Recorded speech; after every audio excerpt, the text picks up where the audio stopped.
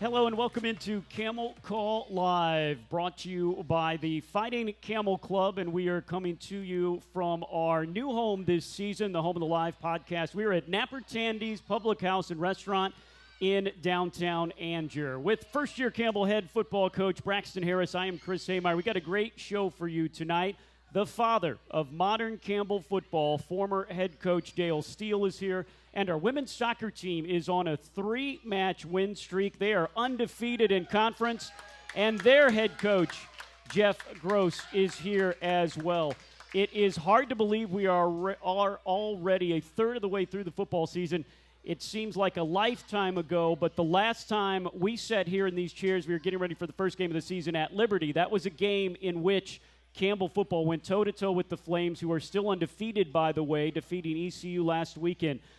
You led them in the first half, Coach. It was a two-score game in the third quarter, and then you followed that up by doing something that no other team has done in the history of Campbell football, going up to Western Carolina and beating the 17th-ranked Catamounts 24-16 for Campbell's first-ever victory against a ranked opponent. It is a win. As you can hear, Coach, that was a couple of weeks ago. It's still reverberating today. Yeah, it feels like it was a month ago or 2 months ago, but those are exciting things. We're excited about the progress.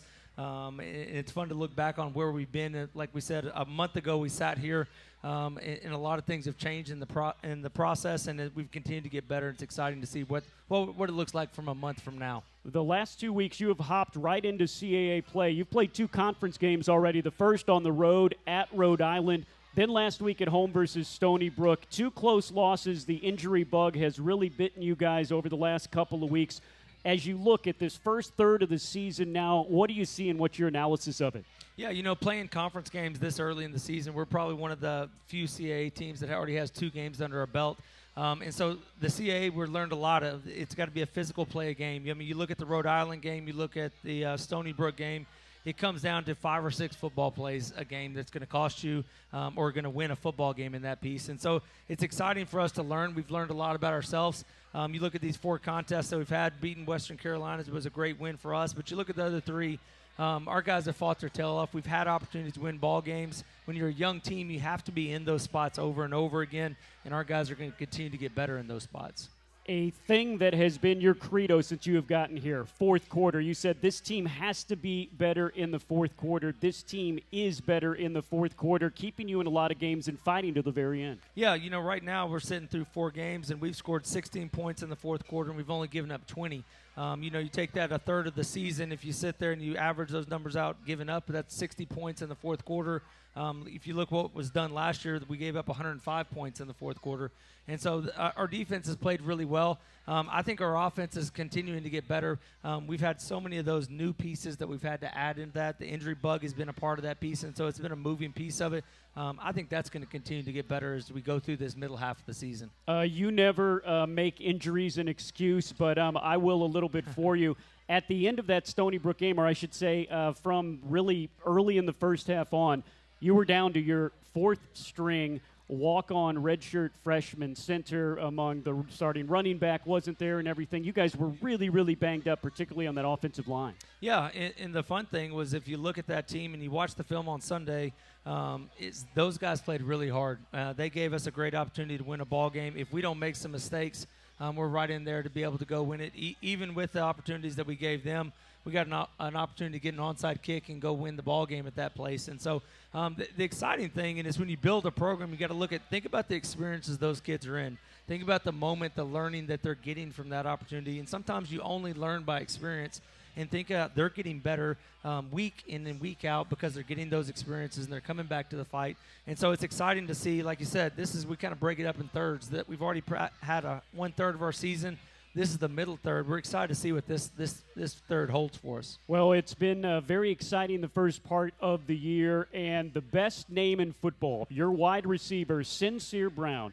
He's in the top 10 in the country in receiving yards. He has nearly 400 already. He's in the top 30 in receptions with 22, a couple of touchdowns. What makes this big, long wide receiver so special? I think you just nailed a lot of them right there. Big, long, tall receiver that jumps really high and runs really fast. 6'5's pretty good, huh? Yeah, absolutely. I just think the kid's done an incredible job of buying into what we've asked him to believe into. He's bought into the culture. He plays his tail off. I thought Coach Kubik, our offensive coordinator, has done a fantastic job of finding different ways to get the ball. The other night we threw him 3 fades, and one of them was a PI, and that's what he's starting to get. Is he's starting to get the game come to him where if we're not catching it, we're getting 15 yards on that piece. But then we also threw him a little tunnel screen. We threw him a hitch and found different ways to be able to find and get him the ball. When you put a guy at one place and everybody knows where he's going to be, defenses are able to make adjustments on that. And I thought they've done a really good job moving him around with some motions, being able to get him ball in that spot. Well, not only that, but when he's getting double and triple teams, that opens up your other experienced wide receivers. You had some good guys coming back that have caught some balls lately, Chaney Fitzgerald, R.J. Jackson, and V.J. Wilkins. If 2 or 3 guys are on him, that opens him up under the middle, and you've been exploiting that. Yeah, absolutely. VJ's done an incredible job, and just being able to, if you look at the film, we put VJ in the backfield, we put him out as a single receiver, we put him out at a slot receiver, and I think that's another thing. If you watch Coach Kubik's offense that he's able to put together, I just think he does a really good job creating matchup problems for somebody else. We're learning about who we are. We're learning about how to get the ball to certain guys in those spots. And so that's the thing. I'm really excited for these next 4 ball games because I think we're at a place that we can really exponentially grow fast just because of the past experiences that we've had. Well, you mentioned that, always changing things and adjusting to what the defense is giving you. So last game against Stony Brook, they were clamping down on Fitzgerald, Jackson, and Wilkins. So here he is, a tight end, and Aiden Valdez, who caught 4 balls last year. He has already caught that many last year, including 2 for a touchdown in your last game against Stony Brook. Just incredible. Yeah, Aiden's done a great job. Aiden's one of these kids that got into the transfer portal after springtime, just like many of these kids are getting in the transfer portal, and he chose to come back to Campbell because he felt like he wanted to be a part of something. He wanted to continue to build in that piece. And so we're so excited about what he's chosen to be able to go do. I think this is just kind of the tip of the iceberg for Aiden. He's gotten so much better blocking on the perimeter. We do a lot of things with our tight ends and 11 personnel, splitting them out wide, getting them in the box, and him being able to be versatile in that place and being able to be dynamic with the ball down the field. It just stretches the defense laterally, but it also stretches it vertically, which puts stress on it. Quarterback, Chad Masco Jr., Mike Chandler II. You have 2 pretty darn good quarterbacks, but as you have told me many times during this season, that is a blessing and it's a curse at times. Yeah, those kids have done some good things in that spot, and I think both of them have earned an opportunity to play football on Saturday. Both of them are different, right? I think Chad has thrown the ball really well recently, being able to spread the ball. He allows us to get the ball in space to certain guys. This week in practice, just watching him throw the football, I thought he's had a really good week of practice throwing the football. You throw Mike into that mix, and Mike's just a different type of quarterback. He's a different runner. With us losing Mark Briggins at our running back, Mike gives us a slasher kind of running back in those spots, being able to get the ball out in space. I love our duo package where we get both those quarterbacks on the field. I think that makes it really hard to defend. I think it's fun to watch with those guys. And so I think you're going to continue to see those guys continue to grow and develop, and we're going to continue to develop packages and ways to be able to get the ball in their hands. So we can expect to see both of them back out on the field. Absolutely, 100%. Let's go to your defense. Quite frankly, your defense has been incredibly consistent, and if you take away your game against FBS Liberty, got away in the fourth quarter, which they do, FBS versus FCS, but this is a team in the 3 FCS games giving up a total of 20 points per game. That would put them in the top 20 in the country. That's darn good. Yeah, I think Coach Daniels and his staff done a great job. One of the things those guys are doing is they're playing hard. And on defense sometimes, if you play hard and if you run to the football, you're going to create turnovers. You look at those games where we played really, really well, we've gotten takeaways. And we get that by getting 2 or 3 hats there in those spots. Our linebackers have done a really good job in that piece. We're starting to get some pieces with our defensive line moving as well. And so it's exciting to be able to see those spots. This week they got a big challenge. This quarterback from Delaware State is really athletic, like we haven't seen an athletic quarterback in these first 4 games, right? But I think everybody's got one right now, yeah. Right? But they've done a great job, and I'm excited, again, to see those guys continue to develop. When you get to 4 weeks in a season, you really have to start evaluating yourself because you have a body of work in those 4 games. And so you get to look at your tendencies. You get to look at what you've put on paper because you start evaluating yourself like somebody else is evaluating yourself. And so after 4 games, you have to continue to develop and grow and evolve as a defense and as an offense. And that's probably what I'm most excited to see, our plan to be able to continue to enhance our defense but then our offense and what it'll look like in the next 4 weeks. You are a defensive coach by trade, so when you're self-scouting, as you say, over these first 4 games, who jumps out on you on your defense? Who has played really, really well this year? I think it kind of goes without saying, C.J. Tillman has played really, really well. He's played consistent football. Raymond Macias at our defensive line has probably been the most consistent defensive lineman. It's a kid that we were fortunate enough to recruit when I was here before. It's really just continuing to get better each and every week. And, one of the things about football, especially defensive line, is those guys will make the play, but they won't always make the tackle, right? And so the consistency of those guys, and those guys, CJ is going to be a senior. He's got 8 more opportunities that we're guaranteed this year. But, Raymond is a guy that's still got 2 more years left in him. And so just the excitement of how we can continue to grow and develop those pieces is fun to see. It is certainly exciting, and it's an exciting night tonight. We have a lot more to go. If you're listening to us live on the Varsity Sports app or GoCamels.com, get on down here. Gaylord, our mascot, is here. The cheerleaders are here. We are going to give away some tickets tonight. We will be here until 7:30, and we'll be right back. You're listening to Camel Call Live, presented by the Fighting Camel Club from Napper Tandy's in downtown Angier.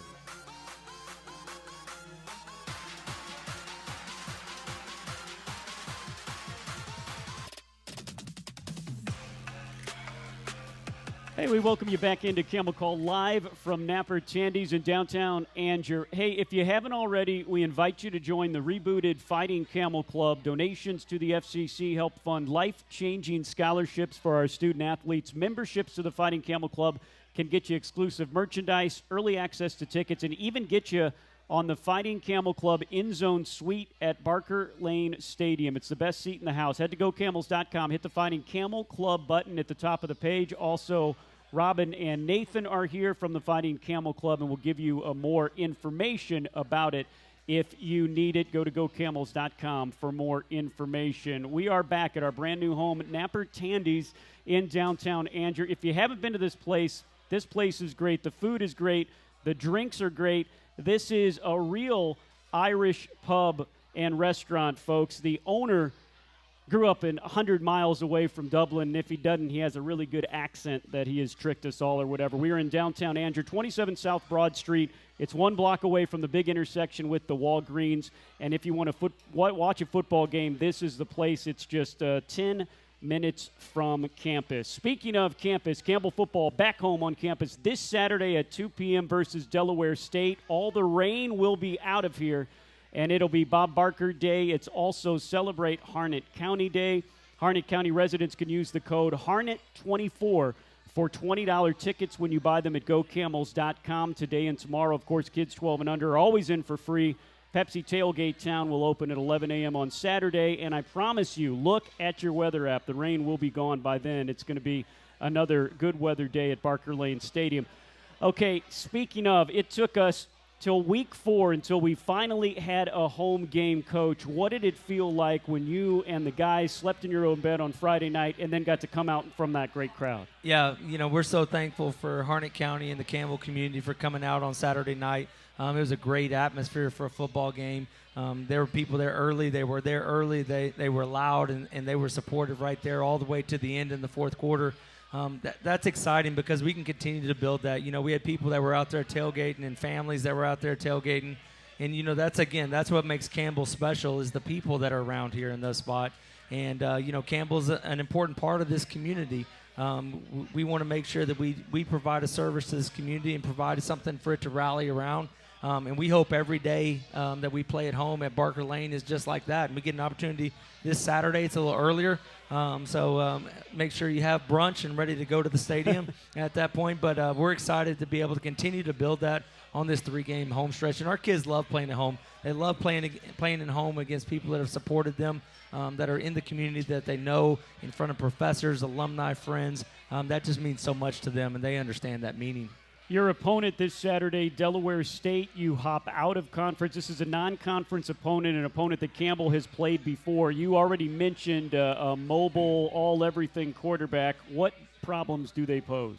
Yeah, they're a good football team. They played Richmond last week really, really well at their place, and that's about the quarterback for them on offense. He does everything. He does it with his feet, and he does it with his arm. And he was when we were there 2 years ago when I was here as an assistant, we went up there, and he was an 18-year-old freshman at that point in time. Well, he's grown and he's developed, and he's dynamic with the ball in his hands. We've got to be able to try to limit him in what he's able to do. On top of that, they got a running back that's a first-team preseason All-MEAC running back in that spot. And so we've got our hands full on that piece.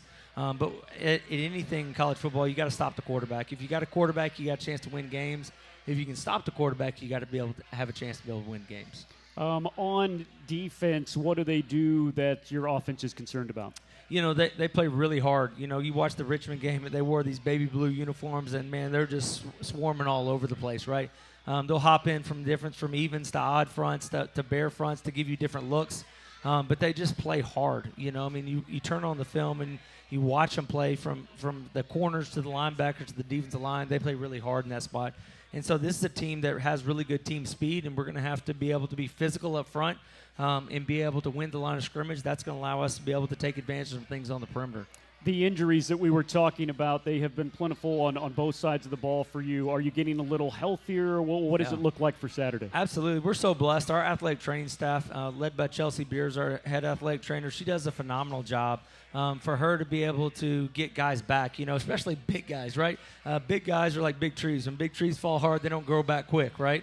And so for us to be able to get big guys back, and she and her staff have done a phenomenal job. We're going to get some of those pieces back this week and over the next couple weeks. And then going into the bye week after the NC Central game, we're going to have an opportunity to get some reloaded pieces for that last 6-game push that we're excited about. Yeah, it's fantastic. A good prognosis. He's still week to week, but your starting running back who broke his hand, had to have surgery, Mark Biggins, he's getting better every day, isn't he? Absolutely. And the great thing about Mark is here's a kid that transferred in. He got in here in the summer. And if you walked around, you wouldn't know that this kid has only been here for 3 months. I mean, he's invested in the culture. He's invested in the team. He's invested in this community. He loves it here in those spots. And so because he's been off the football field doesn't mean that we haven't asked him to be a leader that he is. He serves on our leadership council. He's on the sidelines. He's at practice, being able to do all those things. And it truly is that accountability piece that we talk about, responsible to each other for action. He knows that he's still responsible to his teammates for his actions in that spot. This is the middle of a 3-game homestand. Of course, Delaware State on Saturday at 2. Then next week you stay out of conference against a team that's become a little bit of a rival, at least on the field. It has been amazing to watch Campbell and NC Central play. NC Central next week and then a bye week from you guys. What do you want to see from your team over these next 2 non-conference games at home? Yeah, we got to get better. The piece that we talk about is, we got to start fast. We have yet to be able to do that. We have got to be able to continue to be able to emphasize that piece. And for us, that's where the persistent piece of our program has to come into. We've got to continue to be able to try to do things over and over and over until we get them right. We got to do drills and we got to run reps until we can't get them wrong, not till we get them right in those pieces. And that will produce results on a first quarter to be able to do that thing. But then we got to be able to get them to the fourth quarter and then be able to win the football game in the fourth quarter. And I think our guys have confidence in what they can do in the fourth quarter. You look at the Rhode Island game, we had a good opportunity in the fourth quarter to do a couple things to get us back in that ball game in the fourth quarter. You look at the Stony Brook game in there, we kicked the field goal on 2nd and 1 because we wanted to hold as much time as we could for us because it was a 2-score game. Kicked the field goal. Have a great opportunity at onside. That was invaluable film for us to learn from on must-get stuff. We've already gotten better on that unit just because of those reps. And you think about this is a really, really young football team, right? We've been in opportunities against Western Carolina where we're trying to run the clock out to win a ball game. We're able to do that piece. Those are experiences that you have to go through and how to manage those opportunities. You go against Rhode Island where you get down and you keep finding a way to chip back. All right, you experience of you're down 2 scores with under 2 minutes left, and you've learned from those opportunities to go down and kick a field goal, have a chance to get the onside, and then be able to go in. Those are you practice all those scenarios all the time, but to be able to get the live games experience, that's huge. And so our reps on the field for our guys may have been small as far as the number of reps they holistically have, but their experiences have been great in these 4 weeks. And they will continue those experiences the next 2 weeks. I mentioned NC Central a little bit. This is the beginning of the year. It's still kind of hard to figure out where everybody is at, right? NC Central, they lost to fellow CAA member Elon 41-19. And then they just blew the doors off NCA&T, another conference foe, 66-24 last week. It's kind of hard to tell what the Eagles are going to bring in here in 2 weeks, isn't it? You know, the coach has done a great job up there building that program, and they're competitive each and every year at the top of that league, and they're competitive with, if you look at the CAA and then the Big South, what it was back in the day, you know, they're able to compete each and every week with those type of teams, and he's done an incredible job building the culture of that program. That program always thinks they have an opportunity to win every single week, and as a coach, if you can get your guys to believe that they have an opportunity, that's half the battle in that. And you know, coach has done an incredible job of being able to build that year in and year out there at Central. Well, Coach, you're having these in the middle, as you said. There's not another CAA team. I think there's one or two others that have played 2 CAA conference games. Jumping in and out of conference play, non-conference, is that a mentality you have to have, or is it just this team's going to come out and play whoever is lined up against them? You know, we're thankful for the next opportunity. You know, I told our kids this past week is we got to look at who we are right now. Right now we're 1-3, and we got to improve that. And the next opportunity is this week. Against Delaware State, and we've got to be able to get to 2-3. We got to get to 2 wins in this spot before we can move on to the next. And so the reality in our development of a program, it's not a disrespectful thing, but we're focused on ourselves. We've got to get better in this spot, and we can't have our kids looking down the road, looking at this team or looking at this team. Hey, we get an opportunity to play football this week. We get an opportunity to play football at Barker Lane Stadium here at home. I don't care who we line up against. We get to go play, and we've got to look at it as an opportunity and see what the great opportunity we have. And we got an opportunity to get better. We're working our tail off during the week on those things. Hey, let's go play on Saturday in that spot. And so I think that's the mentality our team has. I think we're very focused on what the next opportunity is, and I think our kids are excited and grateful for the opportunity they have in front of them. Well, Coach, we are excited and grateful for you. We can't wait to see you back out there, you and your team, 2 o'clock against Delaware State on Saturday. Thank you, as always, for the time. Absolutely. And you got the coach that's on a 3-game win streak. Yep. I made sure I rubbed on his shoulder so I can get some of that mojo coming our way. That's right. So Women's soccer coach Jeff Gross will be up here, I'm excited to see Jeff up here. Unbelievable plug. Thank you so much. Okay. We will see you Saturday at 2. Campbell and Delaware State. We got a lot more to go. We'll talk women's soccer, but coming up after the break, former Campbell head football coach Dale Steele. Stick around. This is Camel Call live from Napper Tandy's in Angier.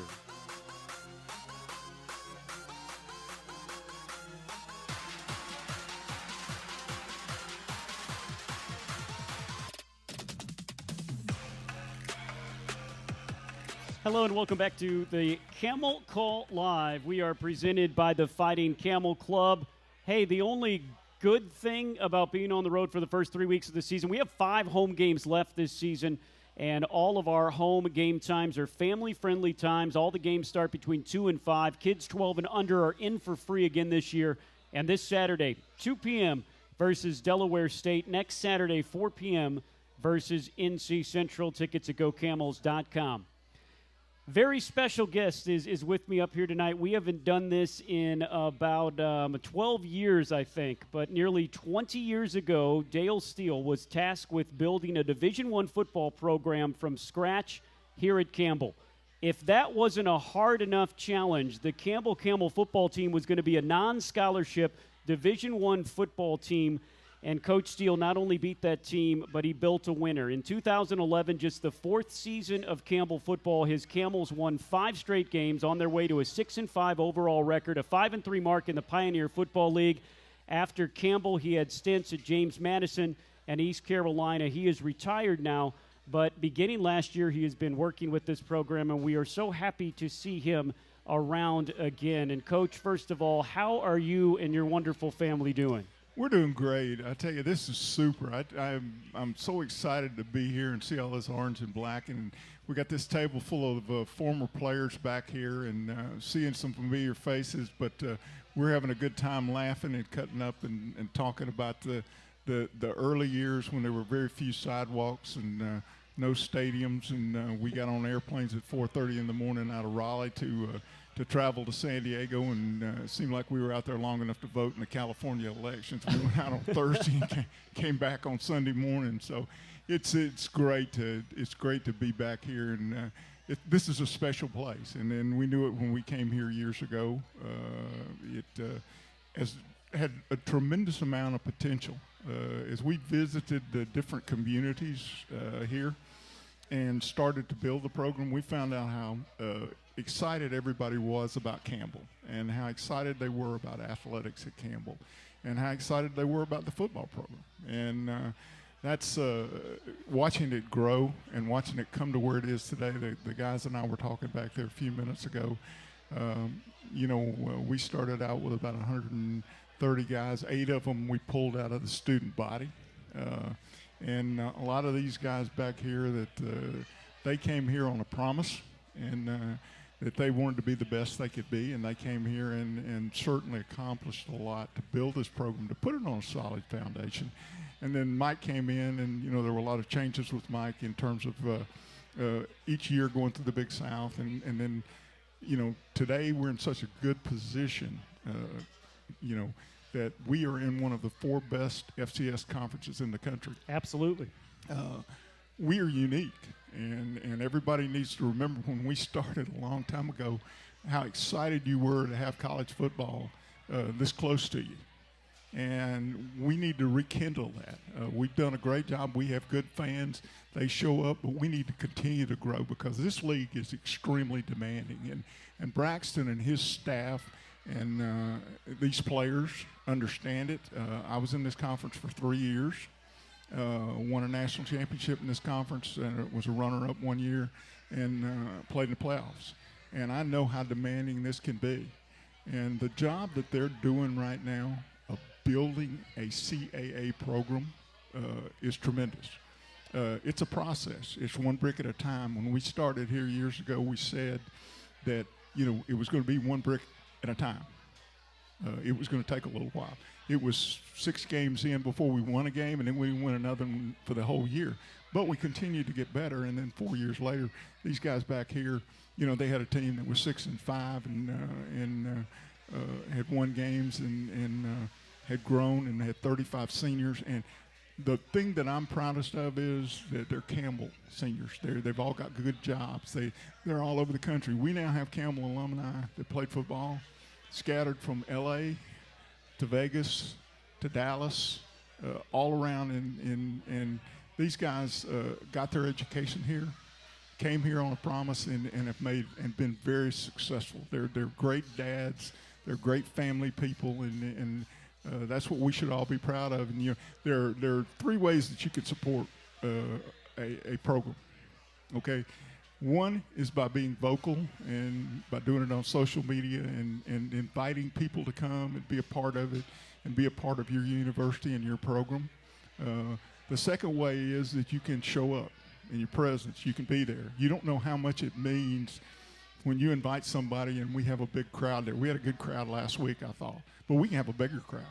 And there are going to be places in the CAA where we're going to play where there are going to be bigger crowds than that. We need to have the same effect by having everybody in the surrounding communities in Johnson County and Harnett County and Cumberland and south of Raleigh involved and here because he's talking about it being family friendly. That's one of the things we said when we came here.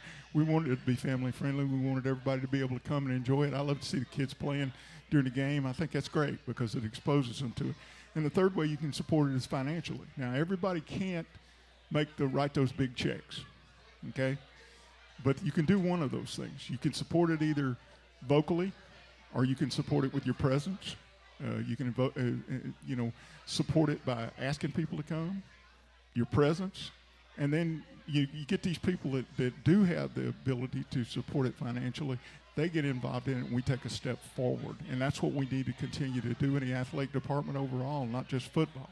And that's what Hannah has done, and that's what the athletic department is doing. It's a great place. It's exciting to be around it right now. It certainly is, and you mentioned our director of athletics, Hannah Bazemore. A big thing that she has brought, one of the many things, is a new thing in its second iteration, but the second annual Campbell Athletics Orange Tie Gala. It'll be held Friday, November 22nd, downtown Raleigh at the Marriott City Center. Coach, tell us a little bit about the gala and why it's so important. Well, I think it's important because it's the exposure. If you want people to support it that have the ability to support it financially, then the rest of us have to support it by our presence or by being vocal and supporting it and inviting those people. It's not just going to happen. And that gala is a way of people who have the ability to make a financial contribution to help the program grow, to help athletics grow. You're the ones that are going to have to invite them, the people that are out there, the Campbell people that are out there that know them, and get them there.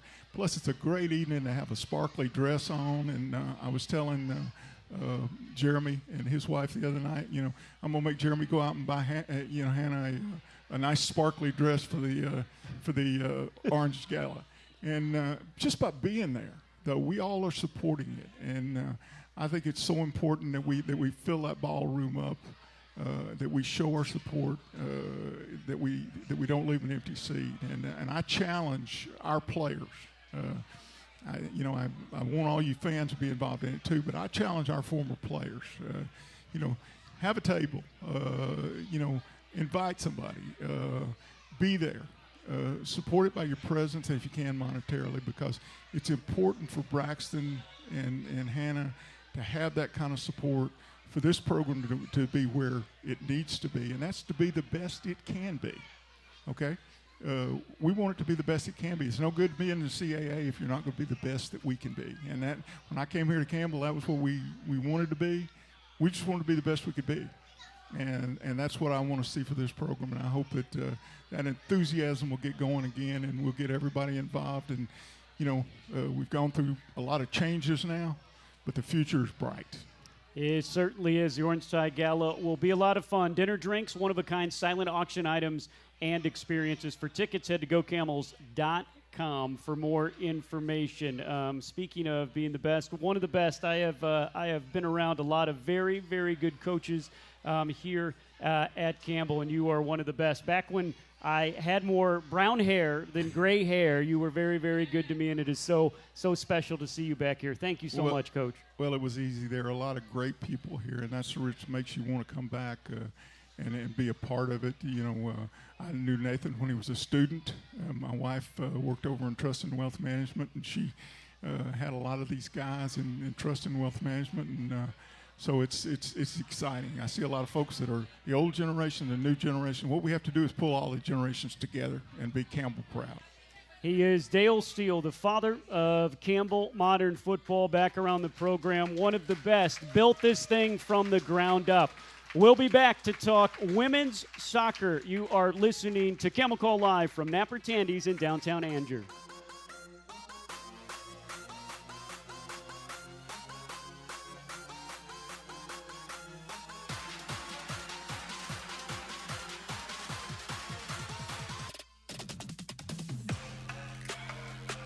Welcome back into Camel Call Live. We are live from Napper Tandy's. If you miss any of the show, want to hear it again, or listening to us live, this drops on the Camel Call podcast. It will be up by tomorrow afternoon. Just search Camel Call Podcast wherever you get your podcasts. We'll be there.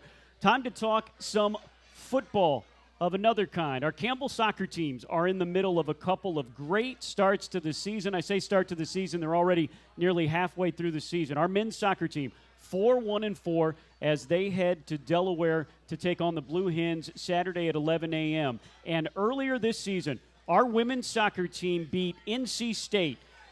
And recently, they've continued those winning ways. They have won now 3 straight matches. They beat Gardner-Webb. They beat UNCW. They beat Hampton, get this, by a combined score of 13-0.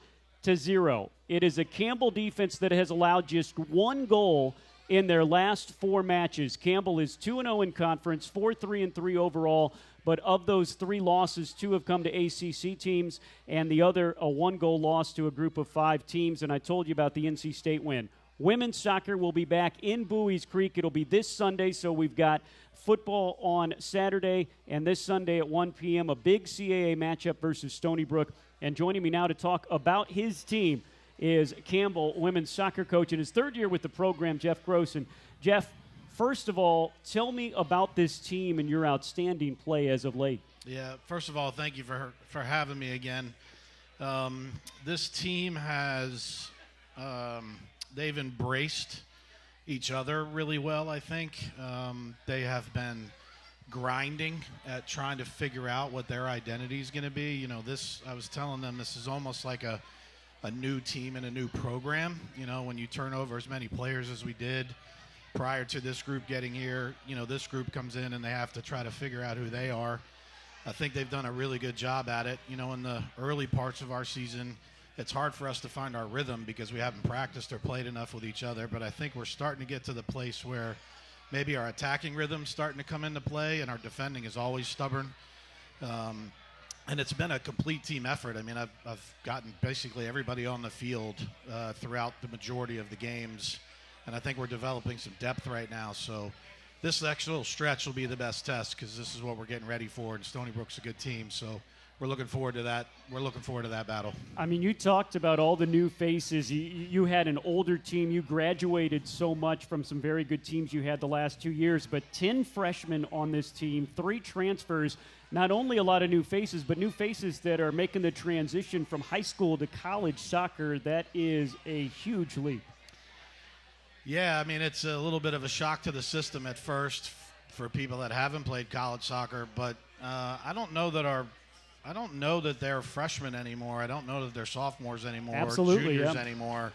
They've all developed quite a bit of experience, and they're very easy to coach. Like, they want to get better in practice, and if you want to get better in practice and then you go out and apply it in the games, you generally gain experience pretty quickly, and this group's done a really good job with that. Defensively, we talked about it, but it's worth repeating again and again. 3 straight shutouts for your squad in college soccer. That's amazing, including when you have 2 conference games in there. What has been working for you defensively? Oh, I just think time together, really. You know, the back 4 was good from the jump. Our midfield was trying to figure out how to work in a new system of play, and it took a little bit of time for them to gel a little bit on how we want to defend. And then you then have to include the forwards in that because they defend from the front back. So it just took a little while for all of them to kind of understand how each line interacts with each other. And they've had some discussions as a team that we led, trying to get them to understand what they need from each other. So I just think it's been time. Time is all you really need to get good when you practice really well, and this group practices really well. So then we just had to play enough games. You know, we're 10 games in, and that's about the time where you start figuring out what the identity is actually going to be. Your identity has been really good up front, scoring goals. The offense has exploded. 13 goals over the last 3 games in this win streak. Where is your production coming from? Well, like typical, you know, my teams don't generally have one player that gets it done. It generally, you start seeing it from multiple sources, and you're starting to see that now. We're starting to see goals from multiple sources. The forwards are getting a little bit more cohesive with each other. The midfielders are now joining the play and getting in the front third more often. You're starting to see services from a lot of different places. So, and now we're starting to pick up some goals on set pieces. So it's usually a balanced attack with one of my teams, and we're starting to see indicators of that. But you know, you have forwards like Callie Backlund, who's got a ton of experience, and she's got a knack for scoring goals. And Alyssa Tucker's really starting to come along in her second year, and we have some freshmen that are trying to figure some things out. And we've had a few other sophomores that are starting to get in the attacking swing of things. And so I think it's just balance. We just find a balanced approach. Well, I am going to ask you what makes this group special. I know one of the things is you have about nearly your whole team that is filled in here at this restaurant on a Thursday night. What makes this group so good?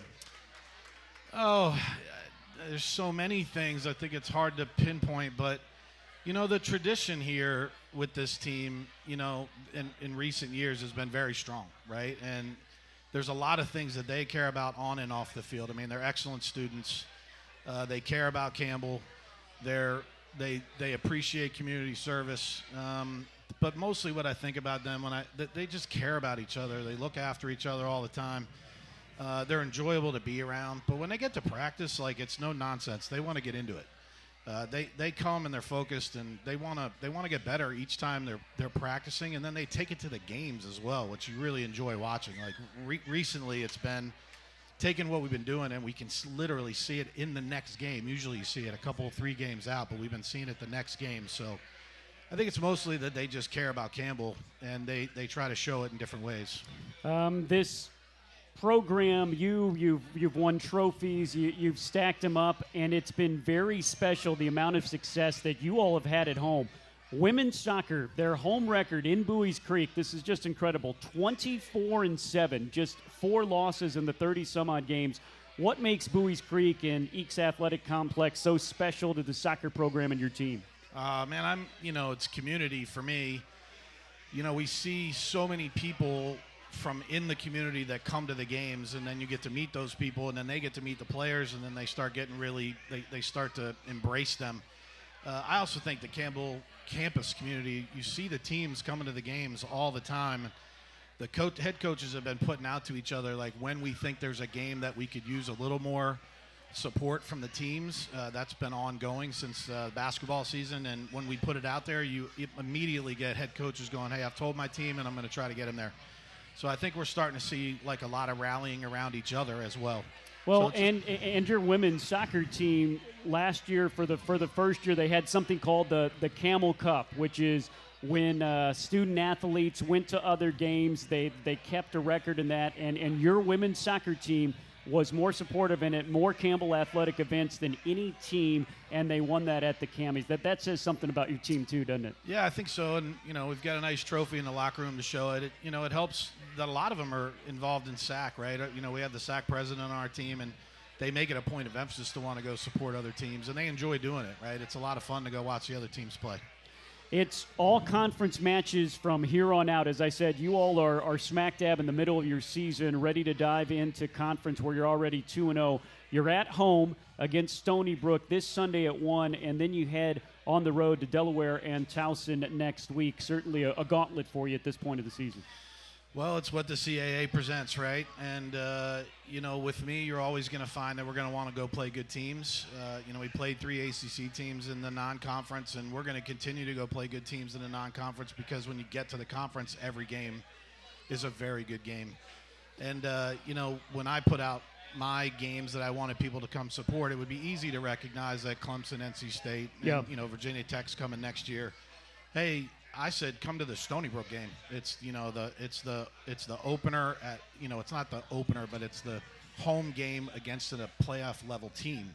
So you want the support on a Sunday at 1:00, and you try to get as many Campbell people as there, because our kids feed off of that. Yeah, and when you guys go into conference, this is a rarity that, one, you're able to come here on a Thursday, and I'm glad you are able to and bring your team. But in conference play, you all are playing Thursday and Sunday for now. It's going to be for the next 2 months. That's certainly a challenge. You talk about your depth. You're going to need it to survive. Yeah, I think so. And I've said it before. It's hard to take a team with 2 weeks of time to prepare for games. You generally do all of your learning how to play in the games themselves. So that's why the non-conference is valuable. But then you get to this point, and now I told the team, I said, if we can play to our rhythm and play great attacking soccer, we do it. But if you can't, it has to be a fight. And that's what the CAA brings every day. Every game is a fight. So we're looking forward to this one with Stony Brook. I think going on the road, I tell them all the time, competitors travel well. They don't care where the game is. They don't care what time the game is. They don't care how long it takes to get there. They just want to compete. So we're looking forward to, the next 3. But I think you're going to see a good performance on Sunday, because I think our group's geared up to go. Come out on Sunday after that. 3 more home matches this year. Next up, though, Stony Brook. This Sunday at 1 p.m., matches at home on October 10th and 13th. And then their final home match of the year is homecoming weekend. This Sunday of homecoming weekend, October 27th versus Charleston. Admission to all Campbell soccer matches are free. GoCamels.com has all the information. And when you go to the match and when the Campbell women's soccer team wins, they will come over to the stands and they will say, "See you what?" GoCamels.com has all of the information. Jeff, thank you so much for being here. Our women's soccer team, thank you so much for being here, and good luck on Sunday. Thank you, Chris. Thank you, everybody. Soccer will be on Sunday. Football the next 2 Saturdays. Campbell home versus Delaware State this Saturday at 2. And next week, Campbell stays at home against NC Central. That's a 4 p.m. start. Many plans and single-game tickets available. 1-877-GO-HUMPS or GoCamels.com. Kids 12 and under free. Pepsi Tailgate Town 3 hours before kickoff. Free parking We will see you this Saturday in the Creek. Thank you to the wonderful staff at Napper Tandy's. Thank you to Braxton Harris, Dale Steele, and Jeff Gross. I'm Chris Ameyer saying thank you for coming out. This has been Camel Call Live. Good night.